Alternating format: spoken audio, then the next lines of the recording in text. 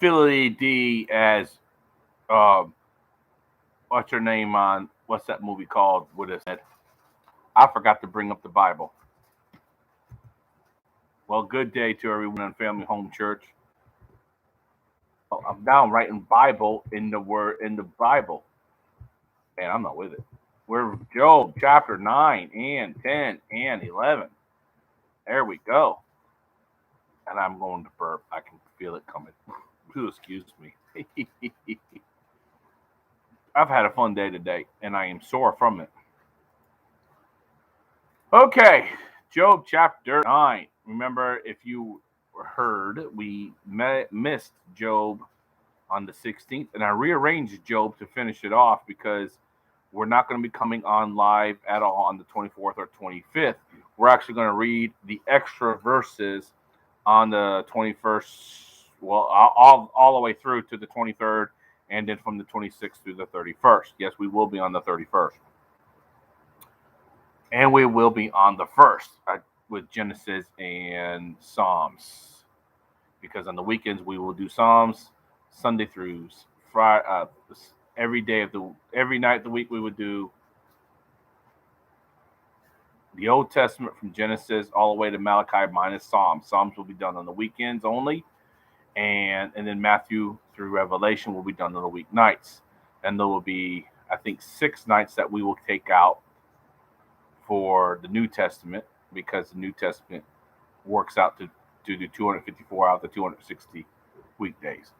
So here we go with Job, and I'll repeat this a couple times. Chapter 9. And here Job and his people have been talking back and forth.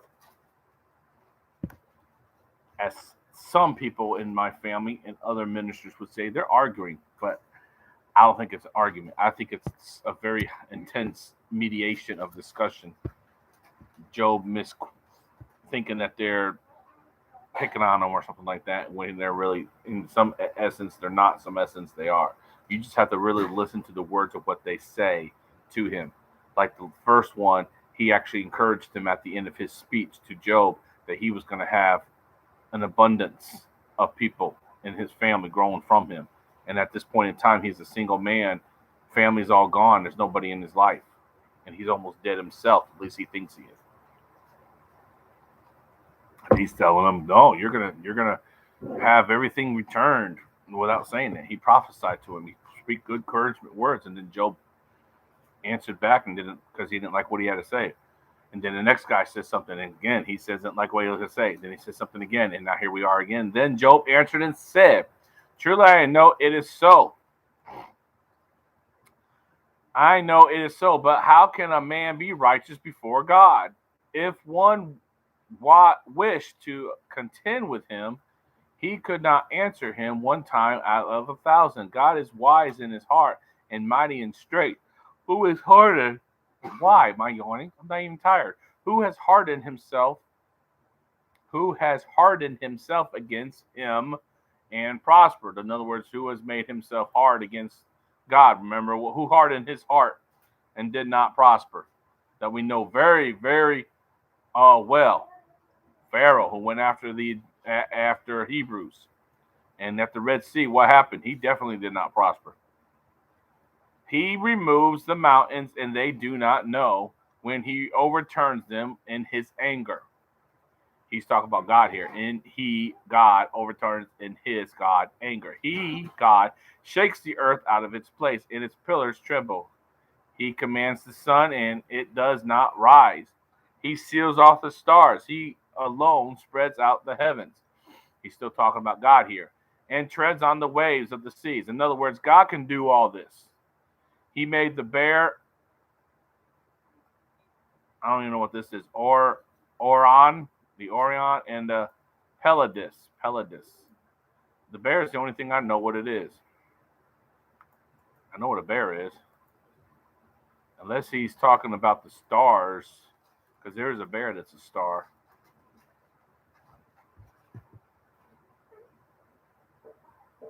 He must be talking about the stars there in that aspect. Because for one, he capitalizes the bear. And that's Orion. It's actually Orion. In other words, I think he's talking here about the stars. That's, yeah, both of those.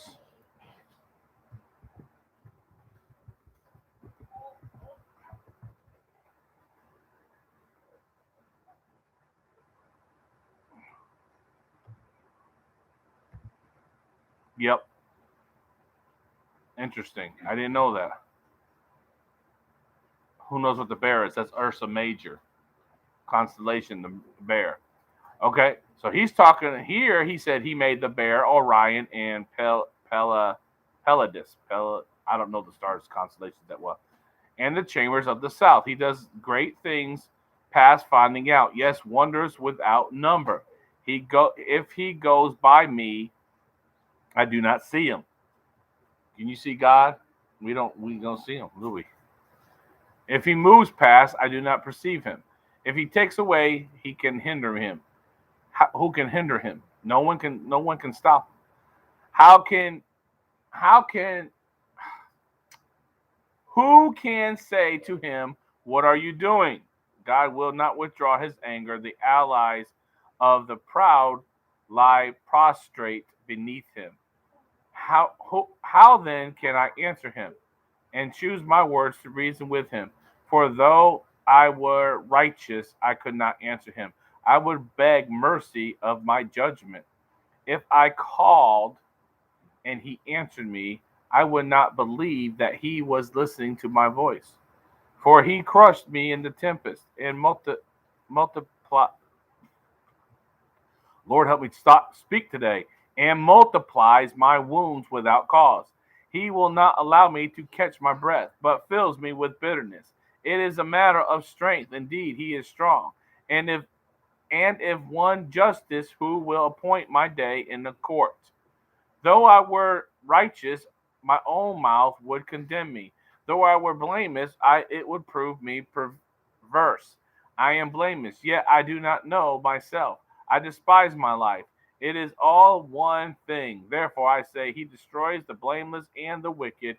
If the scourge slays suddenly, He laughs at the plight of innocence. The earth is given into the hand of the wicked. He covers the faces of its judges. If it is not He, who else could it be? Now my days are swifter than a runner. They flee away.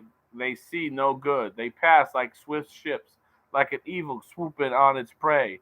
If I say I will forget my complaint. I will put off my sad face and wear a smile. I am afraid of all my sufferings. I know that you will not hold me innocent if I am condemned. Why then do I labor in vain? If I wash myself with snow water and cleanse my hands with soap, yet you will plunge me into a pit, and my own clothes will abhor me, for he is not a man as I am, that I may answer him, and that we should go to court together. Nor is there any mediator between us who may lay his hand on us both. Let him take his rod away from me, and do not let dread of him terrify me.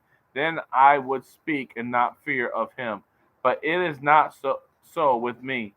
My soul loathes my life. I will give free course to my complaint. I will speak in bitterness of my soul. I will say to God, do not condemn me. Show me why you contend with me. Does it seem good to you that you should oppress, that you should despise the work of your hands and smile on the counsel of the wicked? Do you have eyes of flesh, or do you see the man as man sees? Are your days like the man's days of a mortal man? Are your years like the days of a mighty man? He's asking God these questions, being are your capital Y talking to God. That for my you should seek for my iniquity and search out my sin, although you know that I am not wicked, and there is no one who can deliver from your hand. Your hands may have made me and fashioned me, and and trick it, Lord, very many units. Lord help me with this word. Hold on a second, people. I'm sorry. Some words come to me and I just like, really? Paste it already. Why is it not pasting? Oh, come on, Lord.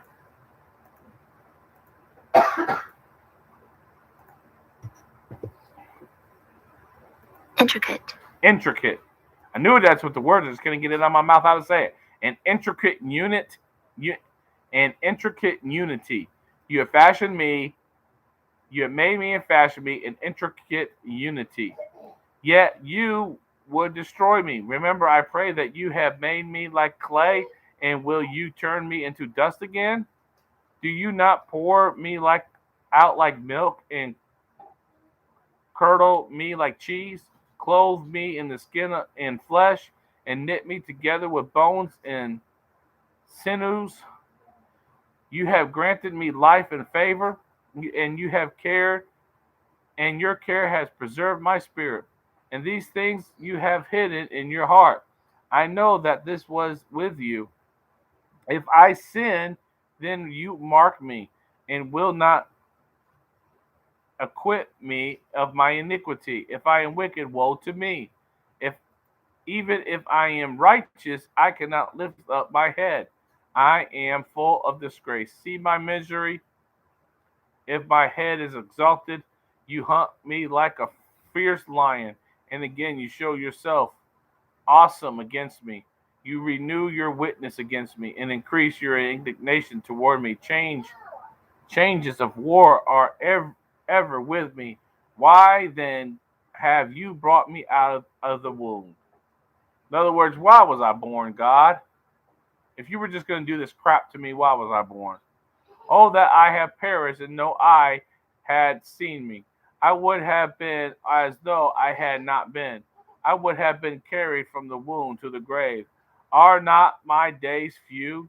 Cease, leave me alone, that I may take a little comfort before I go to the place for which I shall not return, to the land of darkness and the shadow of death, a land of dark as darkness itself, as the shadow of death without any order, where even the light is like darkness.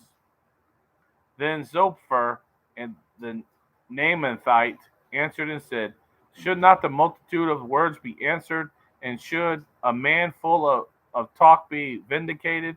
Should your empty talk make men hold their peace? And when you mock, should no one rebuke you? For you have said, my doctrine is pure, and I am clean in your eyes. But oh, the God would speak and open his lips against you, that he would show you the secrets of wisdom, and they would double your prudence. Now therefore that excuse me. Now therefore that God exacts from you less than your iniquity deserves. Can you search out the deep things of God? Can you find out the limits of the Almighty? They are higher than heaven. What can you do? Deeper than Sheol. What can you know? Their measure, Sheol is another word for hell, believe it or not, is longer than the earth, broader than the sea. If he passes by in prisons and gathers to judgment, then who can hinder him? For he knows deceitful men. He seeks wickedness also. This is also God he's talking about. Will he not then consider it? And an empty headed man will be wise when a wild donkey's coat is born a man. If you would prepare your heart and stretch out your hand toward him, one of the reasons why we lift our hands is to stretch our hands out towards him. If iniquity were in your hand and you put it far away and would not let the wickedness dwell in your tents, then surely you could lift up your face without spot.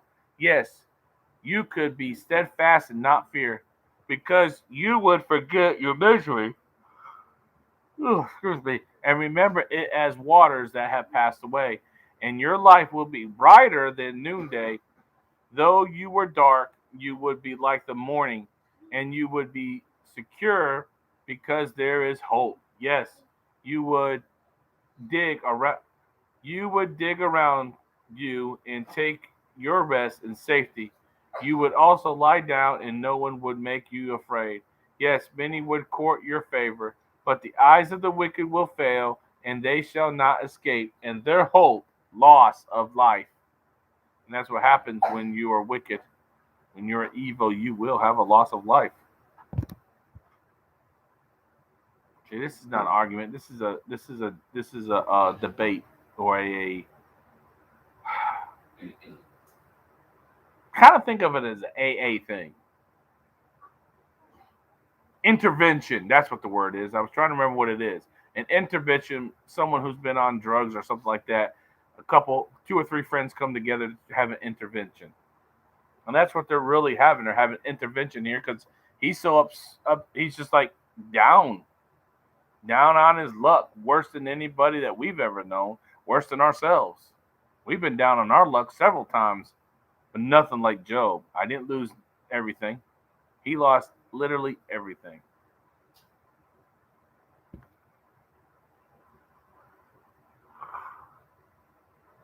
But the story here, you're gonna get when we get further into Job, you're gonna hear Job's talk turn from what sounds depressed to glorifying God.